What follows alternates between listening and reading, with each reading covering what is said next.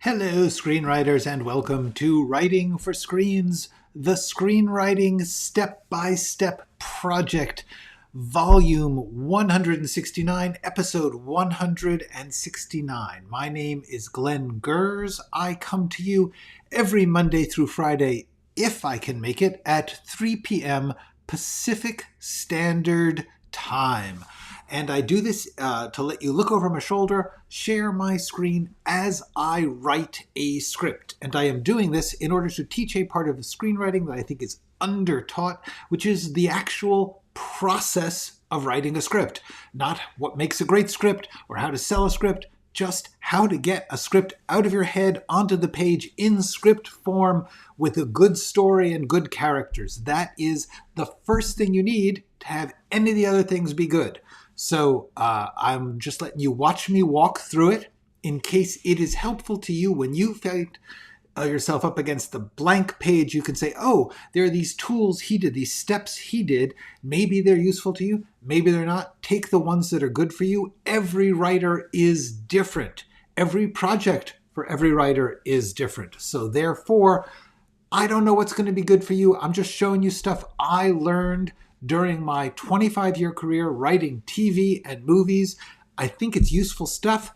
I think it's practical. But the main thing is, it's just a way to show you the step-by-step stuff, the scene-by-scene, line-by-line, writing out a script.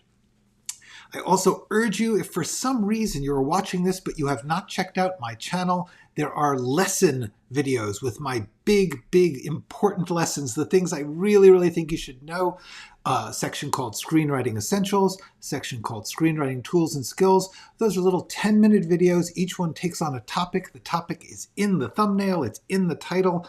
And I urge you, if for some reason you are watching this but haven't watched those, that's where all the goodies are. That's where the secrets that I have to offer are for you. Oh, hi, Division 5. Good to see you again. Jean, hello. Hi, I write. We are going to get to work because that's what we're here for, is to write this script. And I want you guys to see how we do it. Hello, Martletoso. Good to see you. If you recall, we are now almost, we're getting actually close to halfway through, which is pretty damn exciting. What we're getting through is the shaping of the rough draft, which is really just a mess, just getting everything out of my head, out of the outline, onto the scenes. And now I'm actually making them read like scenes, read like a story. So let us go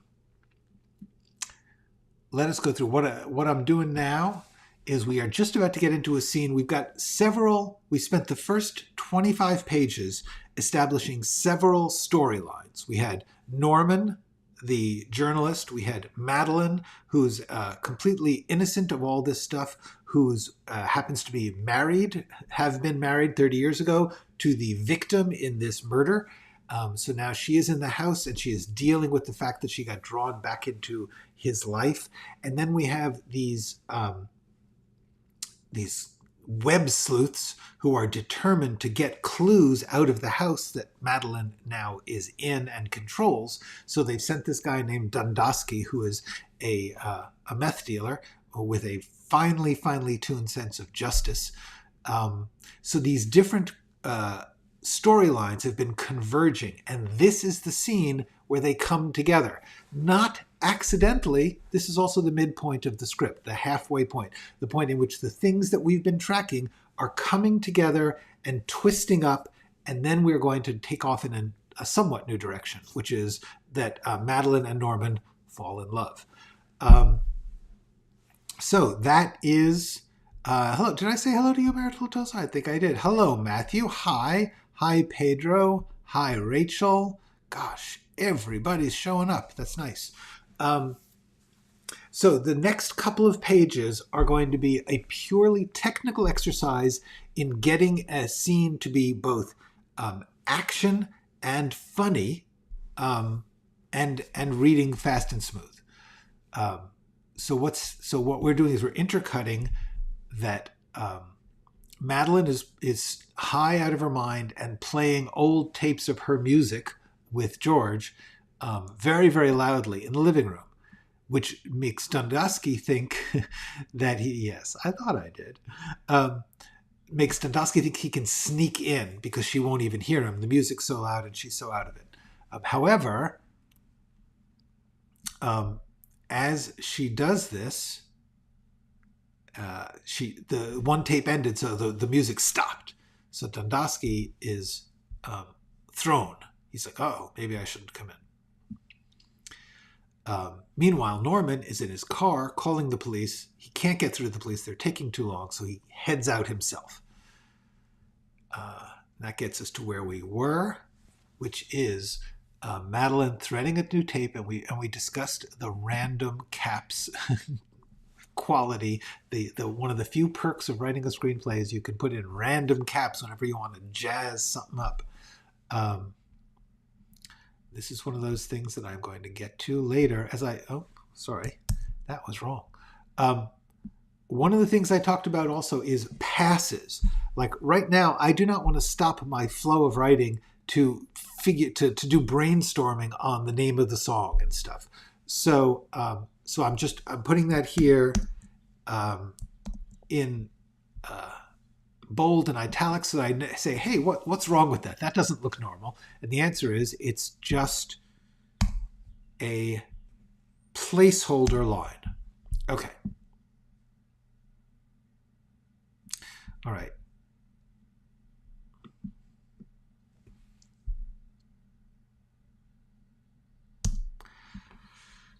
I'm cutting that line because it's really the wrong, it's just way too much emotion for this moment, which is really about the technical stuff of she's putting the tape in and Dundosky is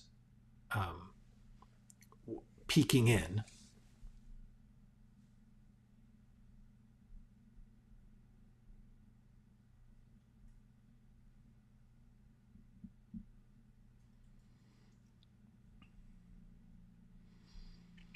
All right, so here's the thing. We've got Dundosky peering in the living room windows, and then he's outside the kitchen door with no... Yeah, that's not good.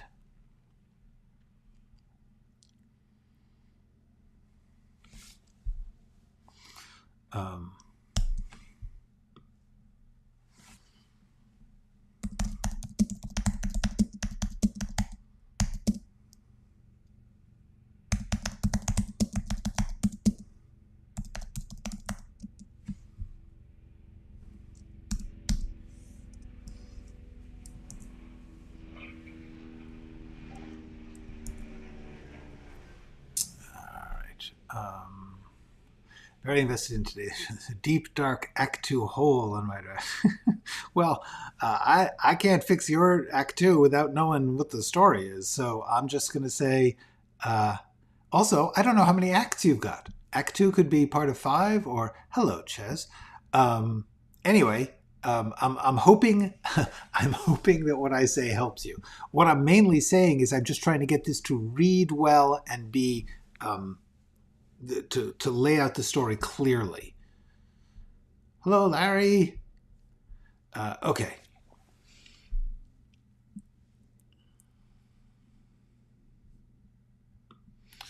You know what? This is in the wrong place. There we go.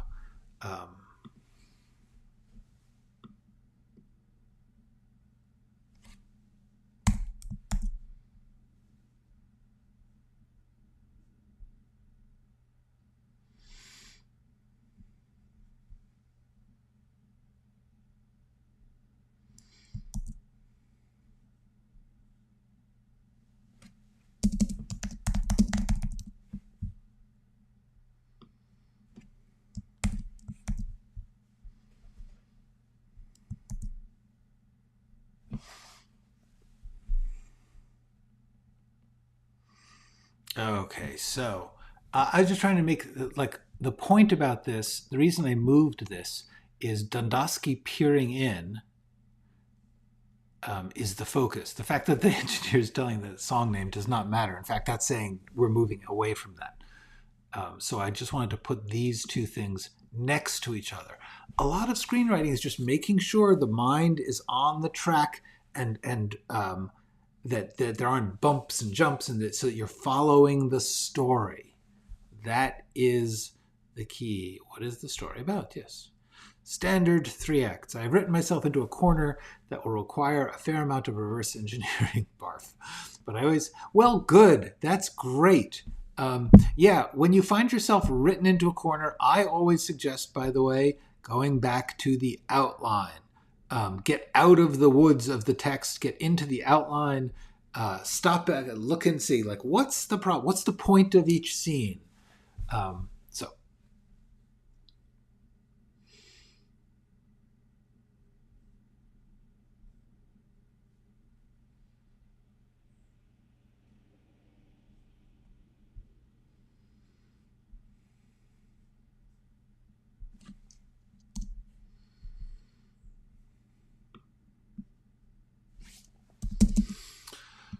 All right. Does it matter where the hunting knife is?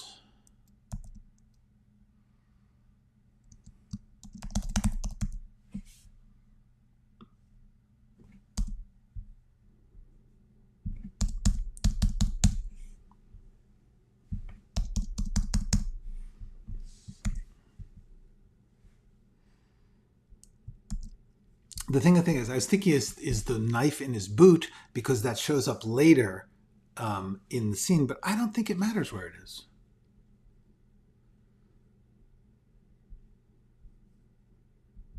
By the way, if he pops the kitchen door lock, it's open. We don't need to say open. There we go. See, that reads better. And also, kitchen door, he pops the lock.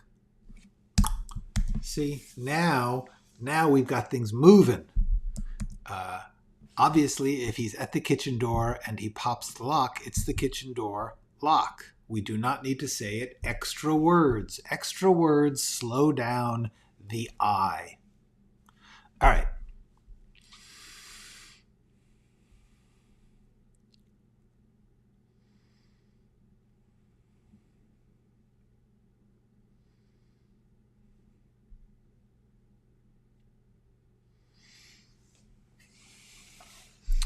This is just, once again, too many words. Thrashes and dances as she sings into an unplugged microphone, facing an imaginary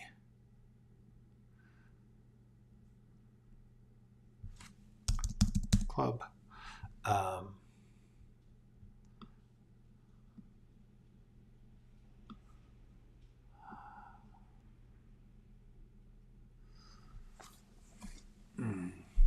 Now, I think I want to get the lava lamp in, but I don't think this is the place.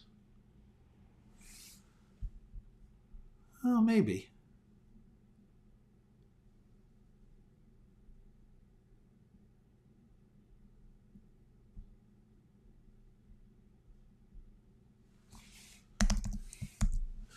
That's actually not too bad, is it?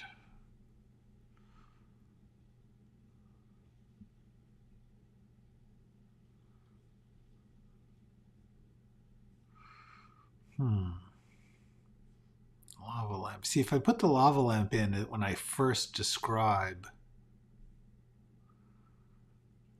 this, yeah, that's not a really, it doesn't help us.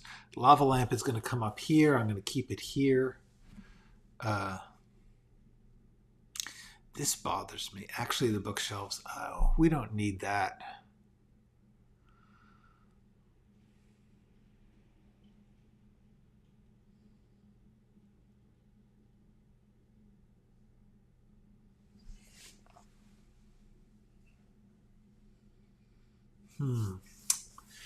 Interesting problem. Because it doesn't matter if she's facing the bookshelves. I don't think she is.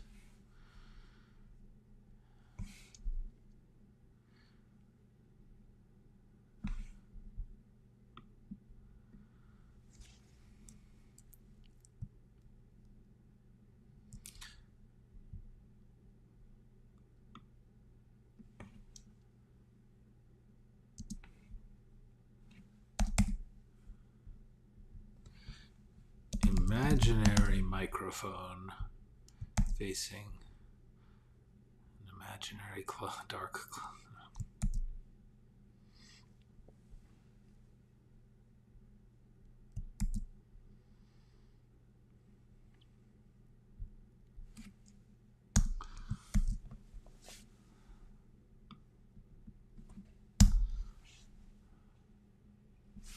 See, lit by a lava lamp. Where?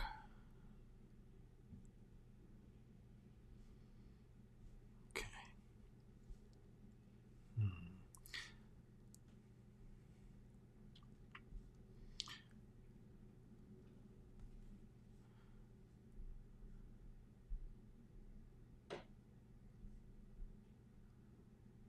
Yeah.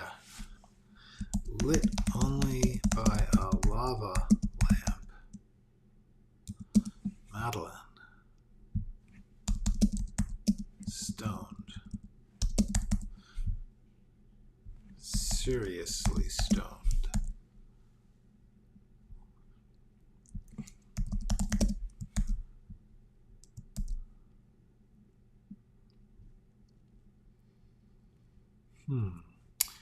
All right, let's see where we go.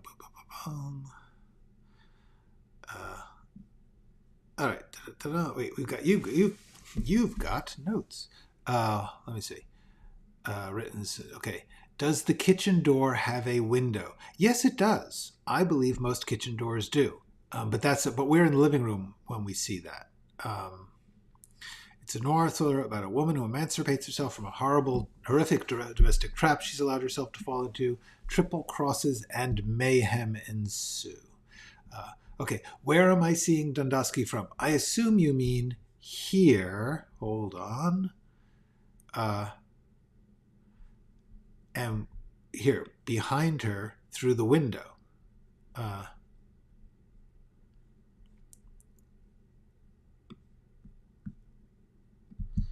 actually going to Dundosky Piers. Oh, that's why that is. It's in all caps. Boom.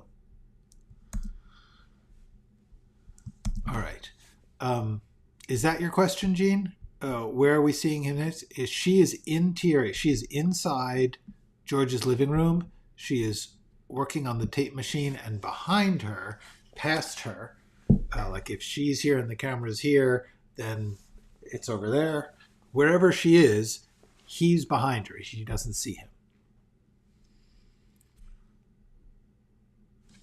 Outside the dark window. Does that help?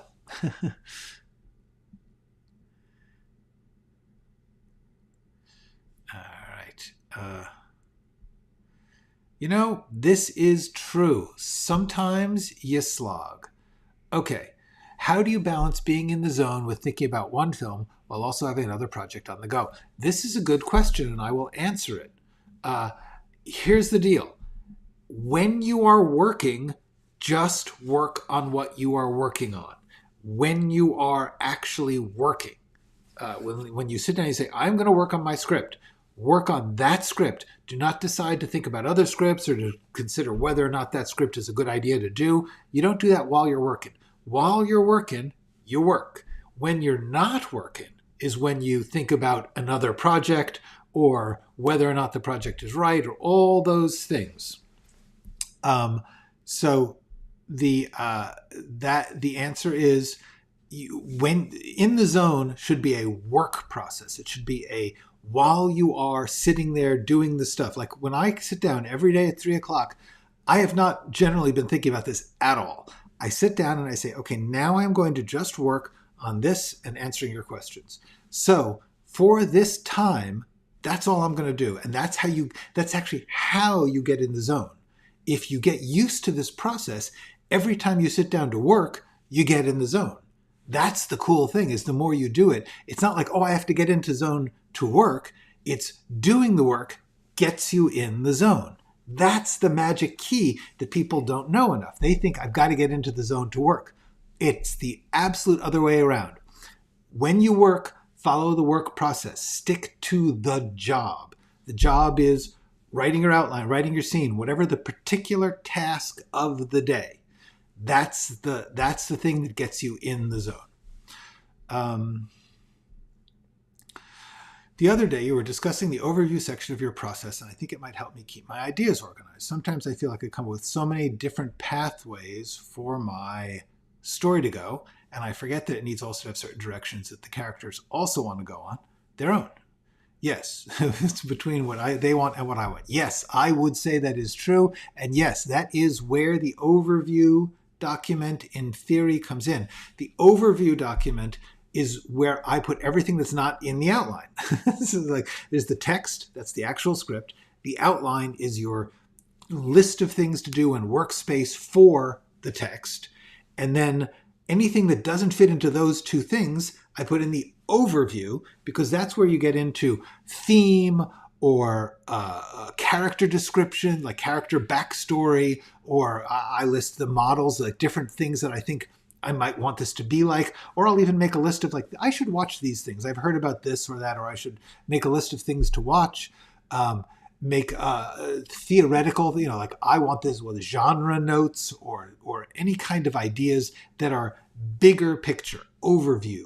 Also, a lot of times I'll give myself like writing instructions or boundaries, like make sure this one has a lot of dialogue, or make sure you move this one real fast, or whatever it is that I want to remember about how I'm going to write it, because every project has different challenges. So that's what the overview is for. Yes. Okay, Jean, meanwhile, says, I can't figure out how we see the knife. Well, let's look at that. Okay, so here's the deal. We see Dundosky. He is at the kitchen door. He is about to turn the doorknob, but then the music stops. So he freezes. Okay, so now we are standing outside the kitchen. He's standing by the door. Okay, probably a medium shot if you were to ask me, but who knows. Then we cut to Norman, and then we cut to Madeline putting on a new tape, so the music's going to start again. Then we cut, and we see Dundosky, who was at the kitchen, has now come to look and see what happened. The music stopped. Now,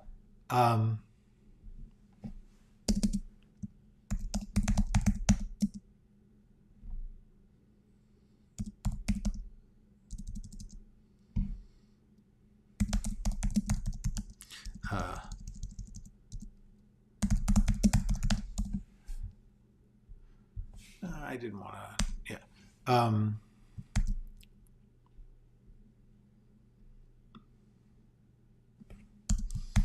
So the point is, when the music starts again, Dundosky backs away. He moves, okay, so we are seeing it in the living room. He's outside the window. He backs away. He moves swiftly to the kitchen door. So we're back out at the exterior of the kitchen door, watching Dundosky. He pulls a knife out and he pops the lock. Hopes that answers that. Cool. Nice of you guys to be supportive of each other. I like that. It is very, very cool. Hi, Doughboy. I've been following your channel a few months ago, and I have a question for me to ask. How do you manage to keep working on a story when you have no idea how to solve a plot hole? This is a fine, fine question, and I will explain that. What I think the way that you solve plot holes, is that you go to the outline. Outline is where you solve plot holes. What you do is don't try and write it if you have a plot hole. Step out, go to the outline. Let's do this. Oh, come on. All right, open the outline. So in the outline, you can look at the scenes and figure out what their purpose is in the plot. If you have not watched my 2 videos, why outline and how to outline, I think they will be very helpful about this, because really plot holes are a question of the thinking in scenes and saying, this scene we think this scene we know this scene this happens, and then in the next scene like now we get this piece of information or this action happens. So that's the plot. That's all. The plot is in your outline. It's also very important that you think in scenes. The plot is made up of scenes. Whatever it is that you want to have happen in the plot, you're going to have to break it down to what are the scenes where that plot happens, where if there's a twist or if there's a something that is getting established, there has to be a scene where that happens. So I always think if I'm going to solve a plot problem, I have to go to the outline. And sometimes I will just take a section of the outline and just work on that if that's where the plot hole is. I don't know what the plot hole is. Everything is different. So I can't say exactly how you solve it. But the main thing is, how do you keep working on a story when you have no idea how to solve a plot hole? Don't try and keep working on the story. Just work on the plot hole, which means suppose the plot hole is, try and tell me what the plot hole is, because plot hole is actually a weird, people use that when they're criticizing something, not when they're building something.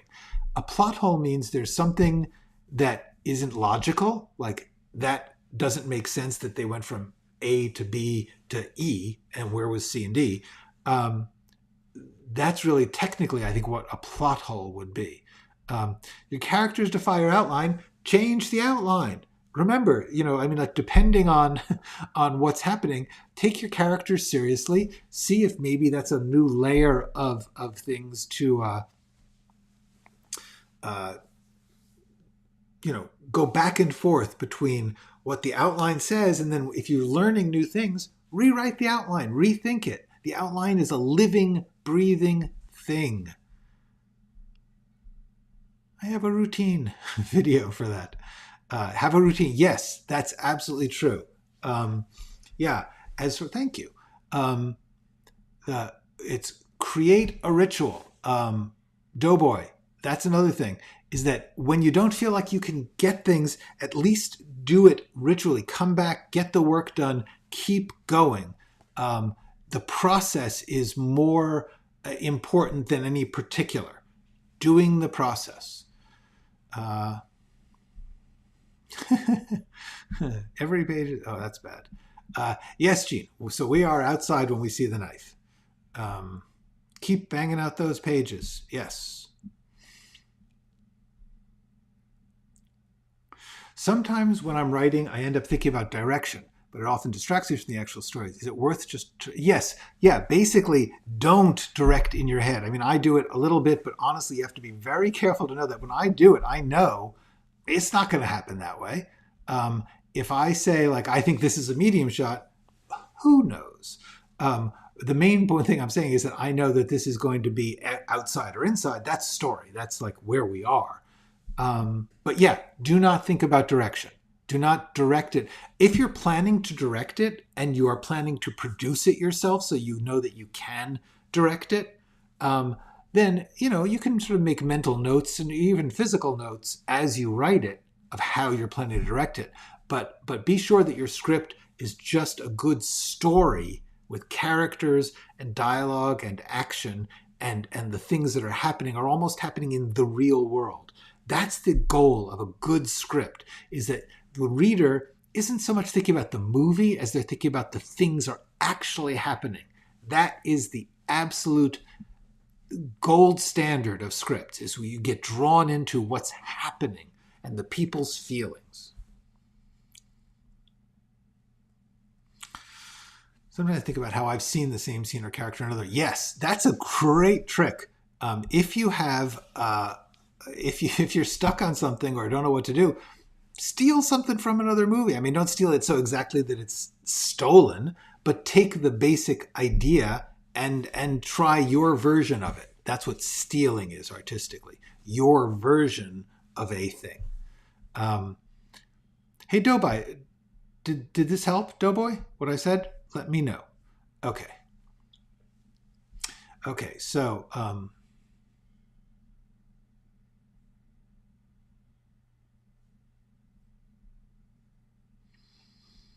lit by a lava lamp is just so after, it's an after, by the way, this is going to come up,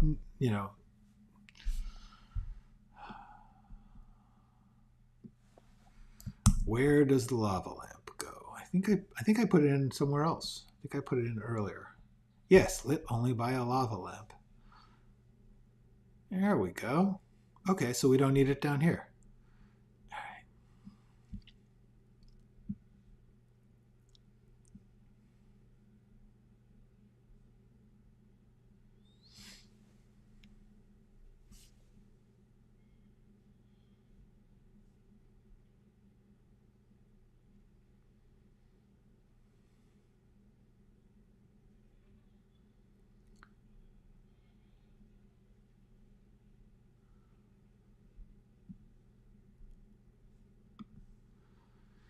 All right.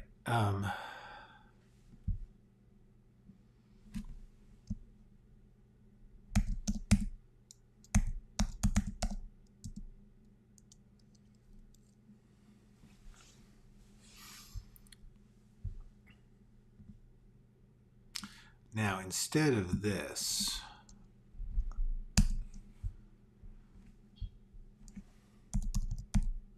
Dundowski's sees past Madeline the hall.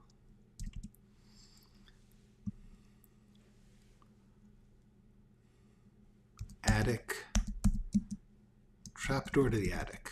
Trapdoor to the attic. In the attic. Yeah. In the ceiling of the hallway.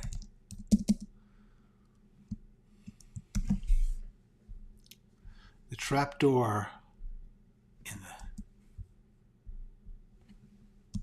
the way up to the attic where George's evidence waits.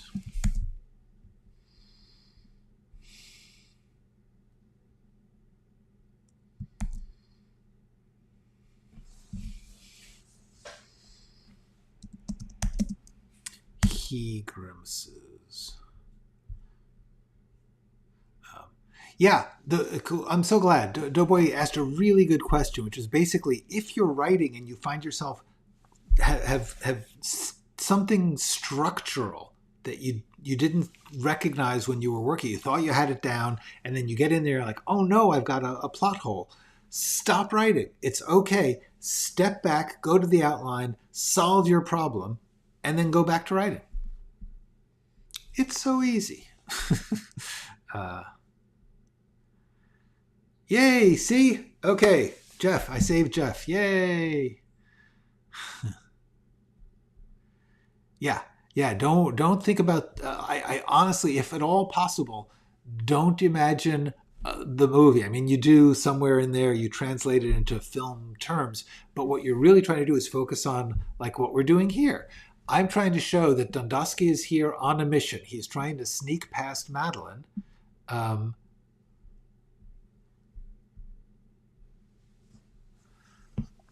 So now we have to make that clear.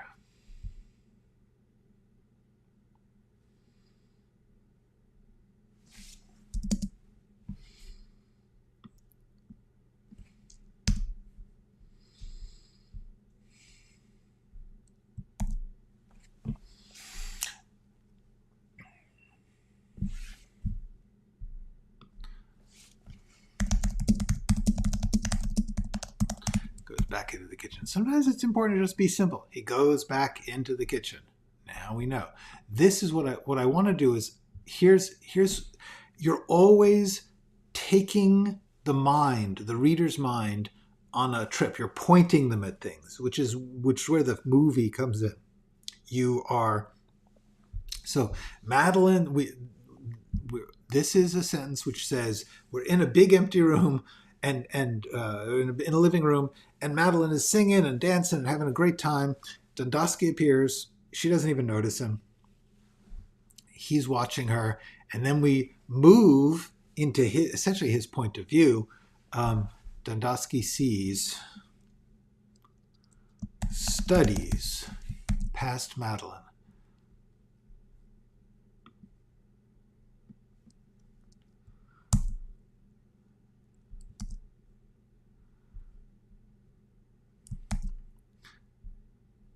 trapdoor on the ceiling of the hallway. Past Madeline. In the hallway ceiling. I'm just trying to get rid of words. Hallway ceiling. The way up to the attic. Where George's evidence waits, not weighs.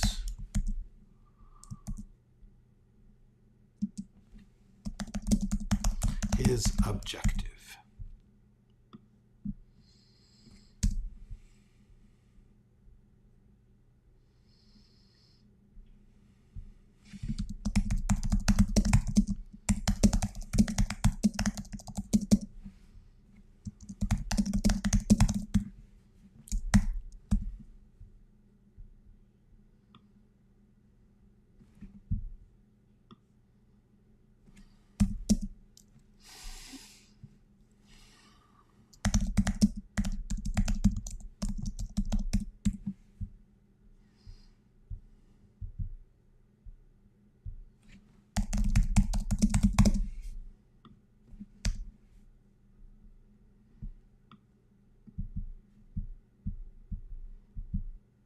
Retreats.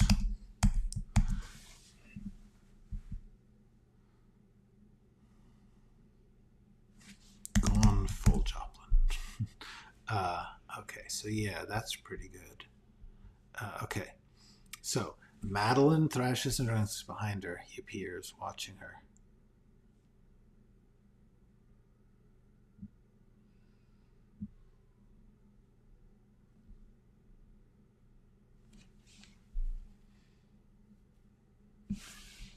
Sees. I was wrong.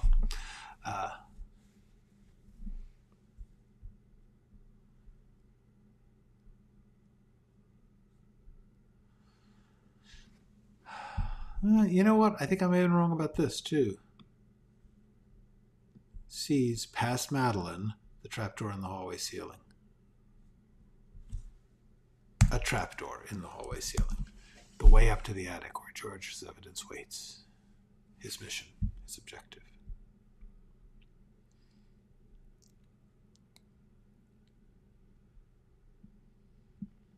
Okay. So now I just need to... So this is where it gets complicated. I'm not being clear. Okay, so Dundosky is... Now this is just fanciness, and maybe I just don't have to worry about it.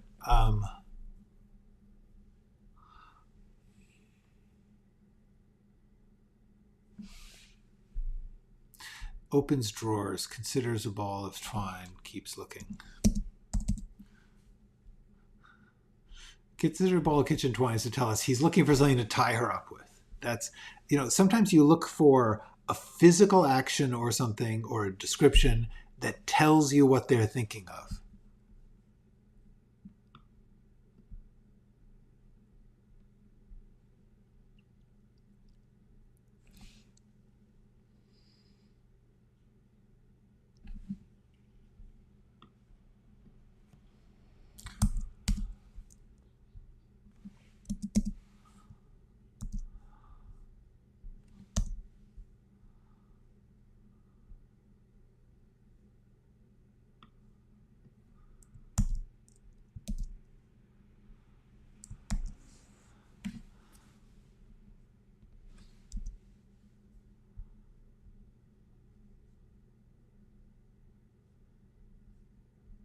Yeah, that's not bad, actually.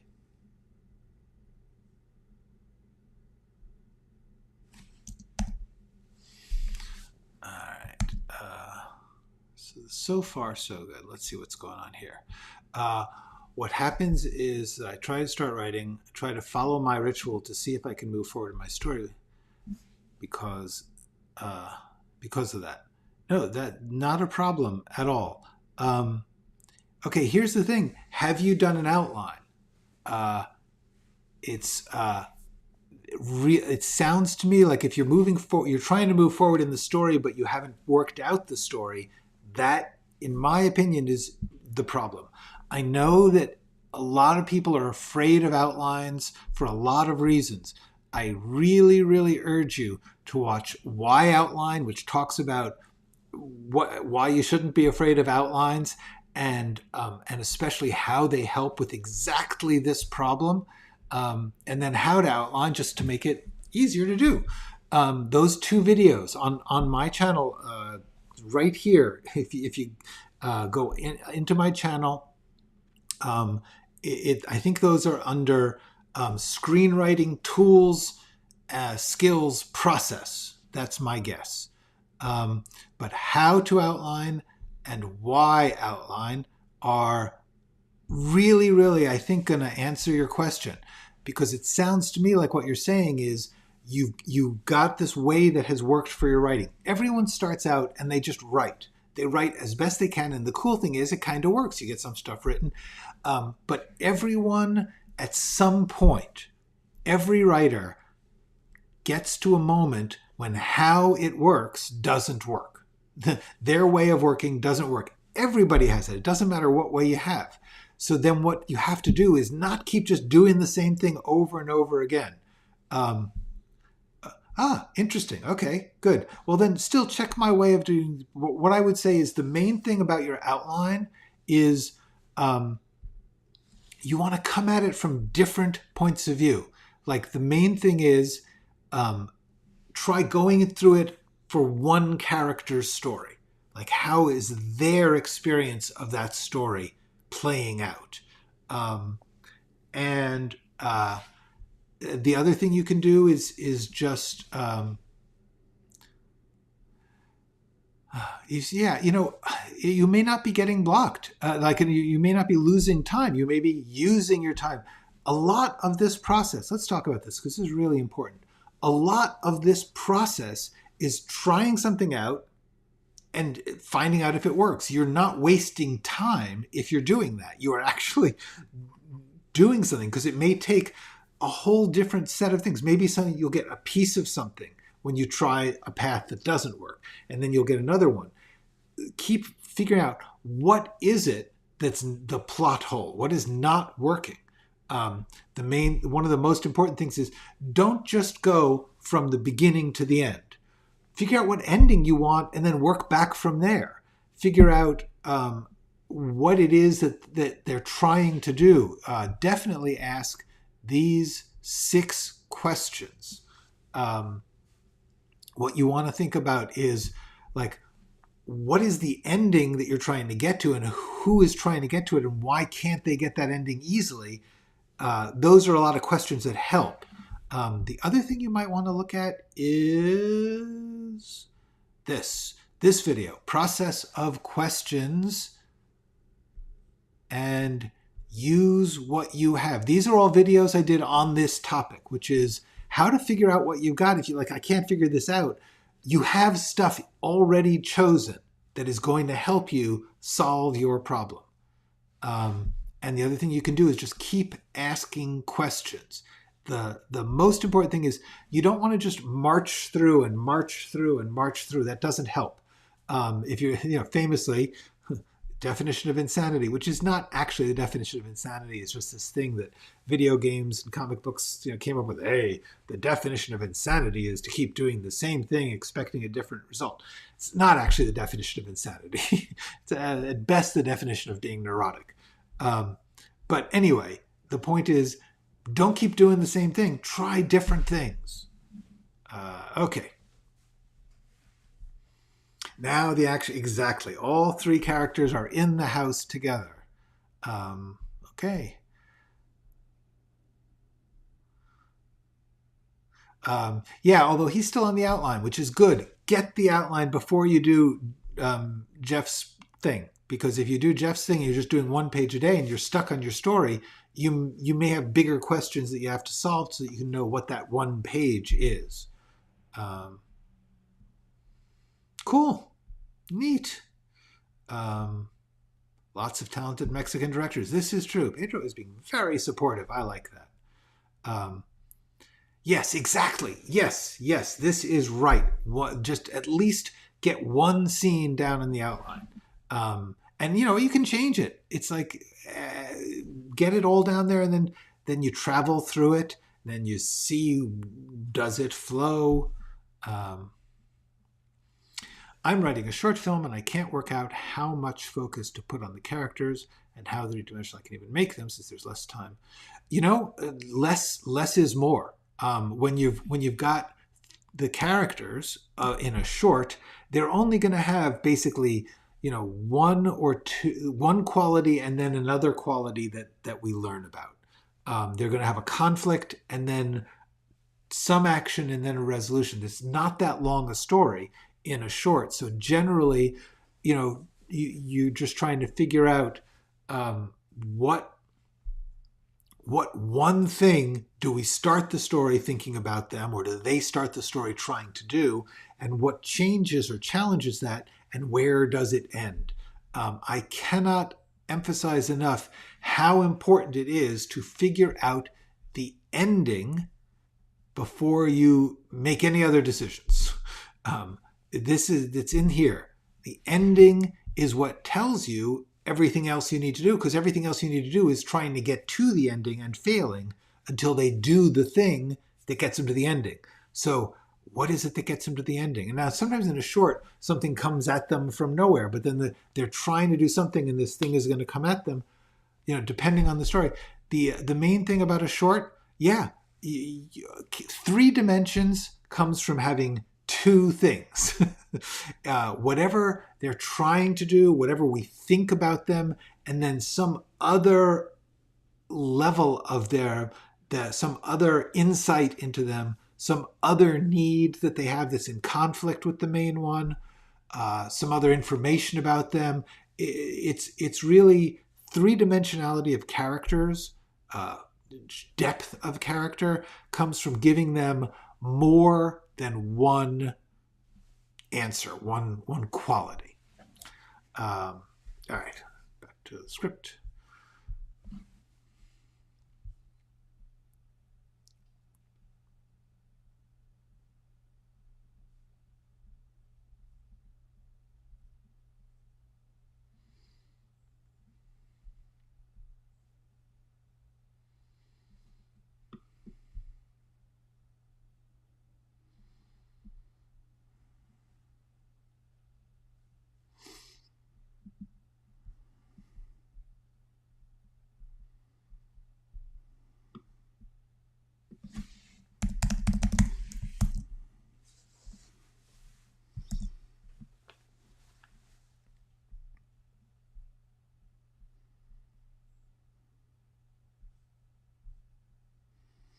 Pushing the door shut as no one tries to open it. Slamming.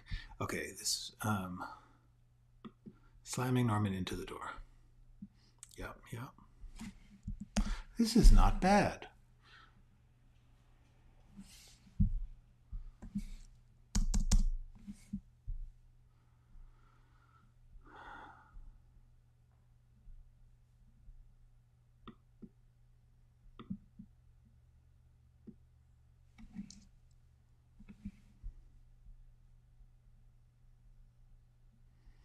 Back into the kitchen is not clear.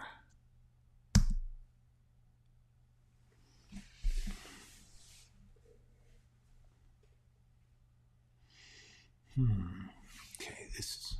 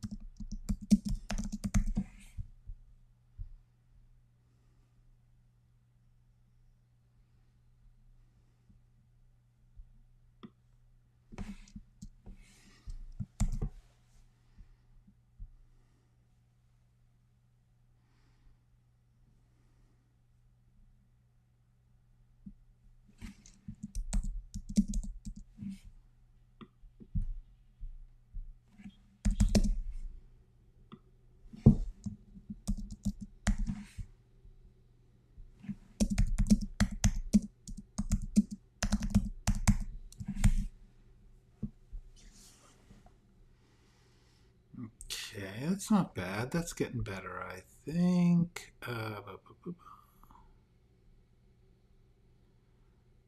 I want to warn you, if you guys are going to do this, I'm only going to be on for another 8 or 9 minutes. I love that you are doing this, the synopsis of the story. The problem is we won't be here that long. Okay.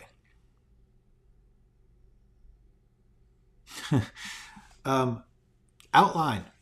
Outline. If slowly but surely you can solve that problem in the outline. Maybe your story is I mean, if you've got some bits in the middle and you got a beginning and ending, I guarantee you, if you keep working, just use what you have and do a process of questions in small steps. These are my videos that teach you exactly how to do that as best I can. Everybody's different. I don't know exactly your problems, but I will say that if you've got a beginning and an ending and some bits in the middle, you can eventually make that into an outline and a story. There is no question about that. Yes, I think a big part of it is writers, we get down on ourselves when it's not flowing. Yes, exactly. Stop. Be nice to yourselves. And when all that fails, eat double stuff. I'd say regular Oreos, my personal taste. Anyway, although Larry seems to be on you. Yes, yeah, that's the other thing is I wish I could set make a little workroom for you guys to all talk about these things while we're doing this, but I can't. I would say that I think Jeff is right.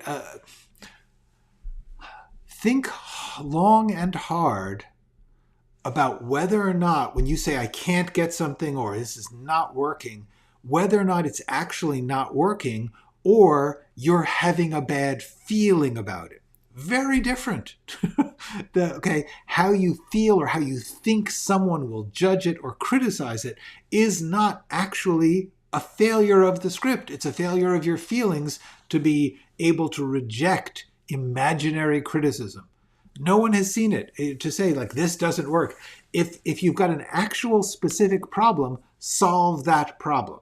Like if your main character has to get into a building and you don't know how to get into the building, that's a problem. Make a list of 5 ways to get into the building. Choose one. It's better than nothing. If it's oh, that's not convincing or that's not exciting, that's just bullshit. Make it as good as you can and keep going, because we are very poor judges sometimes of what people will like. You just do what you think you like as best you can. No one can ever be assured that their work is, quote, good.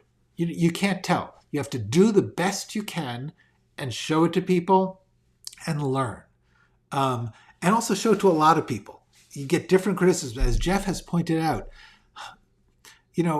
every writer gets rejected most of the time. When I was doing full-time professional writing, most of my life was spent getting rejected. That's when I had an agent and a manager and credits, and I was a working union writer, and still, most people doing this job are being rejected and criticized most days of the week.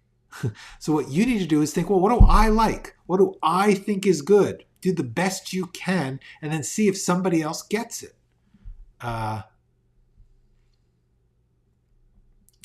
Discord would be good if I am not currently Discordiant, but Discord is good for that thing.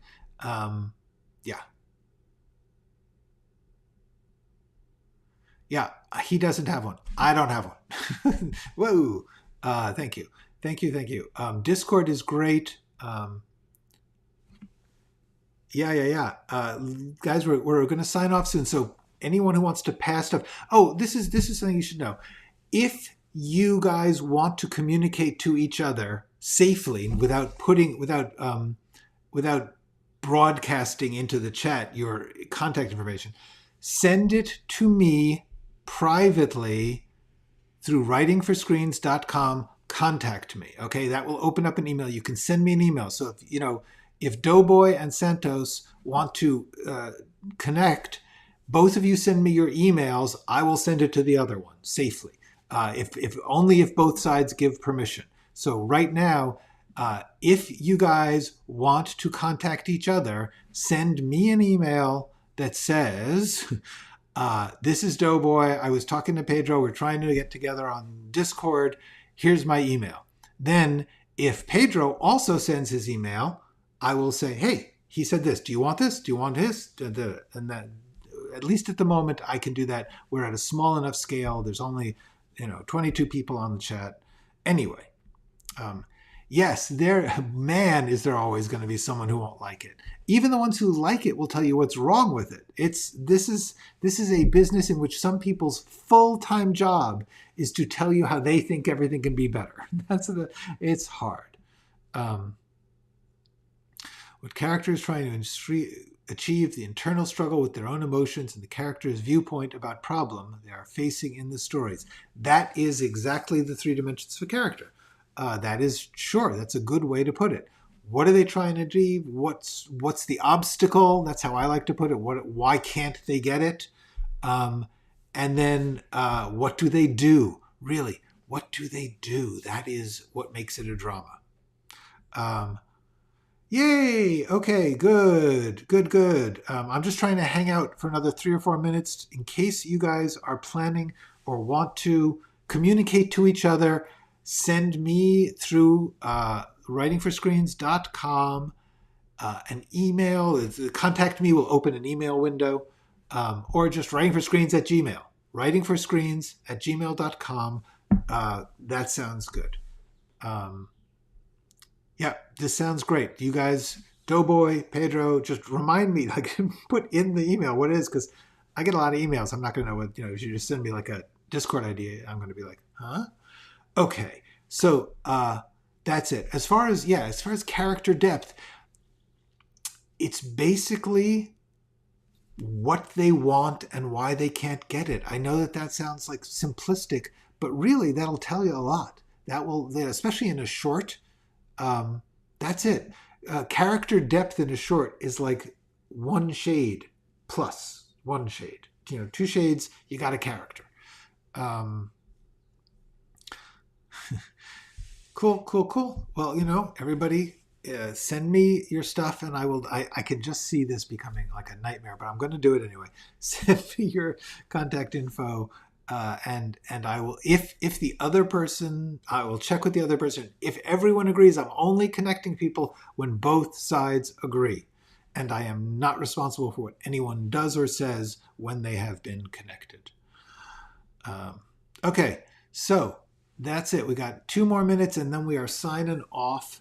In the meantime, I'm just going to take a quick look here at where we are. This is a lot of words. Can I make one of these shorter?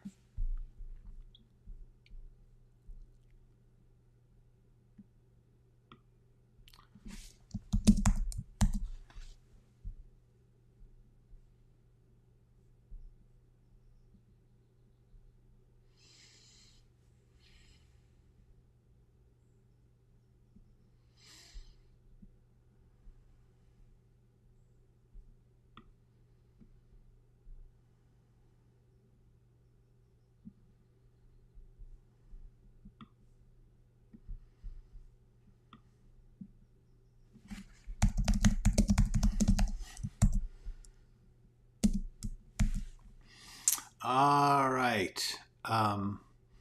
Cool. You guys are welcome. I think that this has been very, very useful. Just making a little note on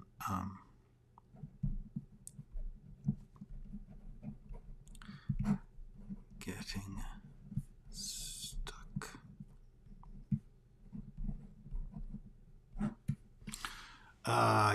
Yeah. Okay, so we're about to sign off. It has been a pleasure. I will see you guys tomorrow. That is the story. Okay, so I am very glad you discovered me too. It's great to have all of you here, and I hope that this is helpful. And in the meantime, go write something.